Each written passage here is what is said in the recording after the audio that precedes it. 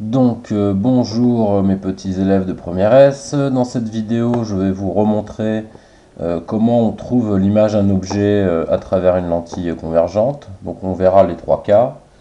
Le cas où l'objet est situé avant le foyer objet, qui est F, d'accord. Et le cas où il est situé entre le centre optique O et le foyer image objet, ici. Et puis le dernier cas, ça sera le cas d'un objet situé à l'infini. Tout d'abord, rapidement, je représente. On note F, le foyer principal objet. Il est toujours à gauche pour une lentille convergente. La lentille est représentée par une flèche. Alors là, je me suis un petit peu loupé, mais normalement, votre lentille est symétrique par rapport à l'axe optique. L'axe optique, je rappelle, c'est cette grande ligne droite, fléchée. La flèche symbolise le sens de déplacement, de propagation de la lumière. Donc normalement, vous avez la même hauteur de flèche ici qu'ici. Donc là, sur Paint, c'est un petit peu compliqué de faire exactement la même hauteur. Et puis, ce n'est pas très important pour le cas de la démonstration. Ici, vous avez le centre optique. Donc en gros, c'est le milieu de la lentille, O. Et vous avez le foyer image ici. Donc F et F' sont symétriques par rapport à O. Donc c'est la même distance qu'on appelle distance focale. La distance focale, par définition, c'est la distance algébrique entre O et F'. Donc dans le cas d'une lentille convergente, comme OF' est orienté vers la droite, vers le sens de propagation de la lumière, OF' est positif.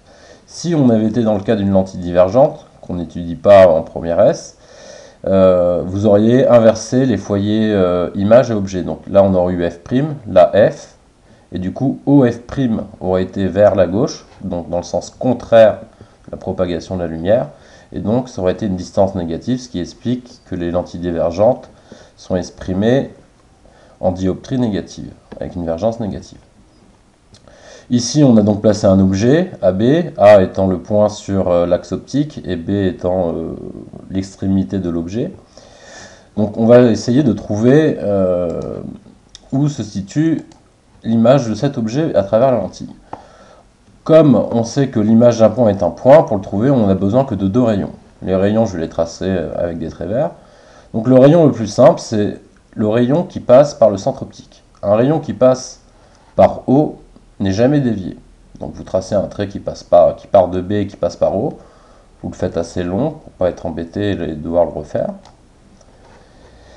Ensuite, vous avez deux possibilités. La première possibilité, c'est on sait qu'un rayon qui est parallèle à l'axe optique, donc à ce trait-là, qui part de l'objet, donc je le fais venir jusqu'à ma lentille. Hop. Alors voilà, que je ne me trompe pas. Ressort en passant par le foyer image. Donc là, j'ai plus qu'à ensuite faire un rayon qui part d'ici et qui passe par le foyer image. Et j'ai obtenu déjà mon point d'intersection. Donc là, je sais que B' est ici. Si je veux vérifier, le troisième cas, c'est quoi le troisième cas? C'est un rayon qui passe par le foyer objet, donc par F, ressort parallèle à l'axe optique, comme ceci.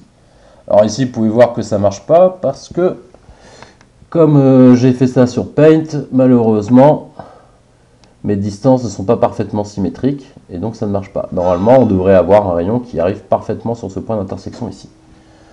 Donc je ne vais pas le faire ici pour ne pas nous gêner. Mais donc ça, c'est les techniques pour trouver l'objet. Et donc après, il ne nous reste plus qu'à tracer l'image de l'objet, pardon. Donc là, j'ai le point d'intersection, et je sais que, vu que AB était perpendiculaire à mon axe optique, A'B' l'image sera lui aussi perpendiculaire à l'axe optique. Et donc ici, j'ai donc trouvé mes images. Donc on a A' qui est toujours sur l'axe optique, donc ici, et puis B', c'est le point d'intersection de mes deux rayons. Voilà. Donc ça, c'est le cas, on va dire, je pense, le plus simple, c'est quand on a donc l'objet qui est situé sur l'axe optique avant le foyer objet. Et donc on obtient une image réelle. Pourquoi réelle? Parce qu'elle est à droite de la lentille. Donc ça veut dire qu'on peut, si je mets un écran ici, j'obtiendrai cette image. Et puis, on remarque plusieurs choses. On remarque qu'elle est renversée. Ça veut dire que là, on avait AB qui était dans le sens algébrique positif, d'accord, parce que AB va vers le haut, alors que A'B' est orienté vers le bas, et donc si on le mesure en distance algébrique, A'B' sera négatif. Donc ça, c'était le premier cas. Ensuite, on va passer au deuxième cas. Donc là, on a un objet qui est situé entre le foyer objet et le centre optique. Alors, on reprend les mêmes rayons. Hop. Oups, je me suis trompé, je n'ai pas pris le trait. Premier rayon, toujours pareil. Je pars d'ici, je vais ici. Ensuite, personnellement, je préfère toujours prendre celui-là. Après, ce n'est pas une obligation. Je prends ce rayon-là. Je sais qu'il va ressortir ici en passant par le foyer image. Donc, je trace le rayon. Et là, zut, mes rayons s'écartent les uns des autres. Ils vont jamais... il n'y aura jamais d'intersection. Donc là, qu'est-ce qu'on fait? Eh bien, on est dans le cas d'une image virtuelle. Il faut prolonger les rayons. Donc ici, je prolonge ce rayon. Alors, je vais essayer de le faire. Alors, je vais le faire autrement, parce que sinon ça va bugger. Ah, trop tard.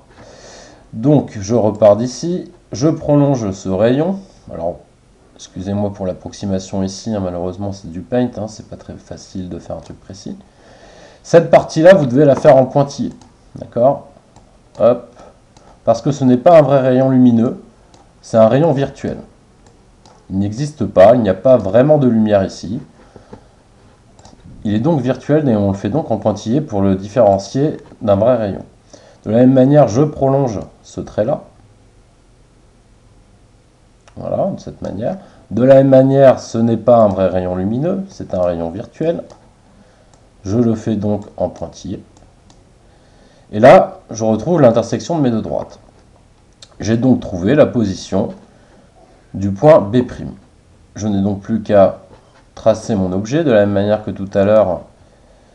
Cet objet est perpendiculaire à l'axe optique. Cette image de l'objet, pardon, est perpendiculaire à l'axe optique. J'obtiens donc mon objet. De la même manière, on place les points A', B'. Oups.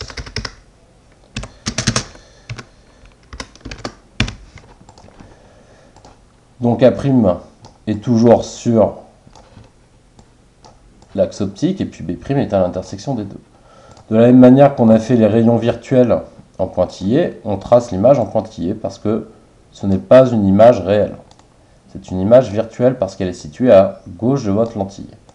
Et donc en gros, si je mets un écran ici, je n'obtiendrai pas d'image. Ce n'est pas une vraie image. Par contre, si je regarde ou que j'utilise un autre instrument d'optique pour regarder cette image, j'arriverai à la voir ici. C'est le principe de la loupe.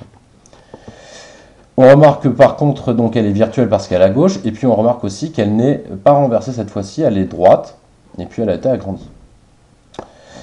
Donc voilà, ça c'était le deuxième cas. Maintenant, on va passer au troisième cas, l'image de l'objet à l'infini. Donc là, on a le cas d'un objet situé à l'infini. Lorsque vous avez un objet qui est à l'infini, tous les rayons qui vont provenir de cet objet seront parallèles entre eux. Donc le faisceau incident, donc l'ensemble des rayons lumineux qui viennent de cet objet seront parallèles entre eux. Et on ne représente donc pas l'objet AB parce qu'il est à l'infini. En général, pour avoir une idée, on regarde l'angle que forme le rayon incident avec l'horizontale. Donc là, si je traçais une horizontale, j'aurais l'angle, en général on a alpha, qui serait donc l'angle que forme le rayon incident avec l'horizontale. Pour trouver la position de cet objet, c'est assez simple. Il n'y a qu'un seul rayon à tracer parce que on sait que l'image d'un objet situé à l'infini se forme dans le plan focal image de ma lentille. Ça veut dire qu'il va être sur un plan perpendiculaire de f'. Donc, je trace le plan focal. Alors, que je ne me trompe pas. Je trace le plan focal. Alors, je le sais que cet objet sera renversé. Donc, je le trace que vers le bas. Hein. Hop. Ensuite, je prends ma règle, mon équerre, je fais un rayon parallèle à celui-là, qui va passer par le centre optique, car lui aussi ne sera pas dévié. Oups, je me suis planté. Donc, je reprends. Alors, voilà. Pardon pour toutes ces difficultés. Donc là, je le fais parallèle. Ensuite, je le fais pivoter pour arriver, pour qu'il passe par haut. Il n'est pas dévié. Et j'ai donc trouvé la position de B'. Donc mon image va se former ici.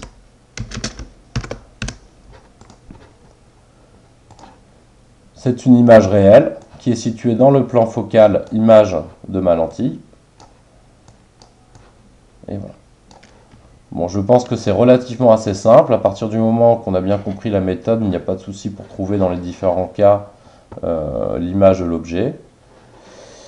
Et voilà pour cette première petite vidéo.